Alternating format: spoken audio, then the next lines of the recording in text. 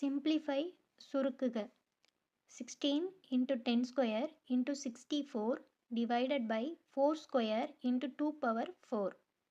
First 16ங்கிற நம்பரை 4 ஸ்கொயர்னு எழுதலாம். 4 into 4 அது வந்து 16. 16க்கு பதிலாக 4 ஸ்கொயர்னு எழுதிக்கலாம். இந்த 10 ஸ்கொயர் அப்படியே இருக்கட்டும். 64ஐ 2ஓட பவர்ஸில் வர்ற மாதிரி ஒரு நம்பராக எழுதணும்.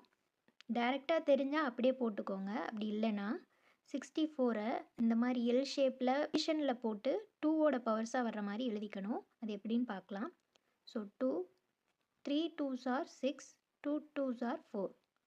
திருப்பியும் 2ஆல் டிவைட் பண்ணோன்னா 1 2 is 2 ரிமைனிங் 1 கிடைக்கும்.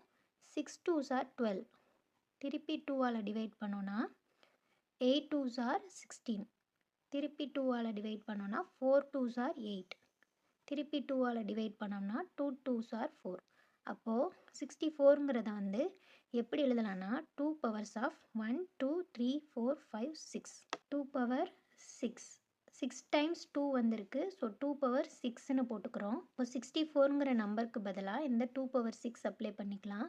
2 power 6 divided by 4 square into 2 power 4. இப்போ இதை கேன்சல் பண்ணிடலாம். இங்கே ஒரு 4 ஸ்கொயர் இங்கே ஒரு 4 ஸ்கொயர் கேன்சல் ஆகிடும். இந்த 10 ஸ்கொயர் அப்படியே வச்சுக்கலாம். இங்கே 2 பவரில் பாருங்கள், இங்கே ஒரு 2 power 4 இருக்குது. 6ல் 4 போயிடுச்சுன்னா ரிமைனிங் ஒரு 2 ஸ்கொயர் கிடைக்கும். 6ல் 4 போயிடுச்சுன்னா 2. ஸோ 2 ஸ்கொயர் நமக்கு ரிமைனிங் கிடைக்கும்.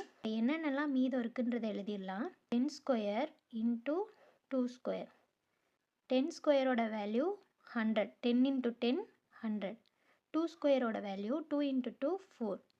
So 100 into 4 400. Option B is the correct answer.